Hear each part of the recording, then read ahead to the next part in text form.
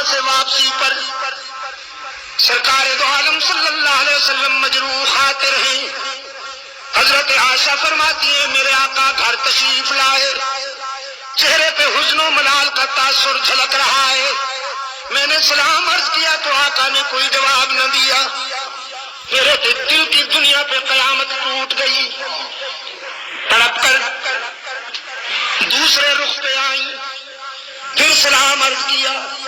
رحمت عالم صلی اللہ علیہ وسلم نے چہرہ پھر پھیر لیا، اور حضور کا چہرہ پھرنا کوئی معمولی حادثہ تو نہیں، دونوں جہاں اس سے پھرے جس سے پھری تیری نظر، دونوں جہاں اس سے پھرے جس سے پھری تیری نظر۔ ابو لہب اتنا حسین ہے کہ ماں نے شولو کا باپ کہہ دیا، نام تو عبد العزیٰ تھا نا، لیکن ماں نے کہا میرا بیٹا کتنا چہرے پہ شعلے ٹپکتے ہیں، یہ تو ابو لہب ہے۔ لیکن محمد نے نگاہیں پھیر لی، ابو لہب جہنم کا ایندھن بن گیا، اور بلال حبشے کا سیاہ فام تھا، رحمت للعالمین کی نظر میں جچ گیا۔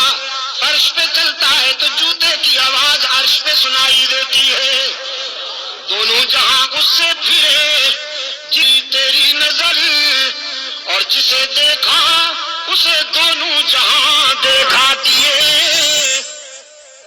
صدیقہ کائنات رضی اللہ تعالی عنہ افسردہ ہو کر اجازت لے کر اپنے باپ کے گھر آئیں، صدیق اکبر کے گھر آئیں، یہ سوچتے ہوئے کہ ماں کو درد دل سناؤں گی، باپ کے سامنے آنسو بہاؤں گی، لیکن فرماتی ہیں گھر پہنچی بھی آنسو میں ڈوبی ہوئی ہے۔ باپ بھی قرآن کی تلاوت کرتے ہیں اور زاروں قطار رو رہے ہیں۔ میری تو سمجھ میں کچھ نہیں آ رہا تھا۔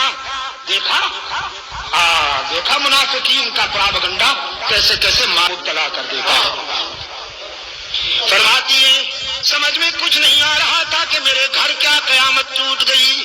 یہ تو مصطح کی زبانی پتہ چلا کہ عائشہ کتنی بھولی ہے تو، تیرے خلاف تو مستقل محاذ بن چکا ہے، مستقل محاذ بن چکا ہے۔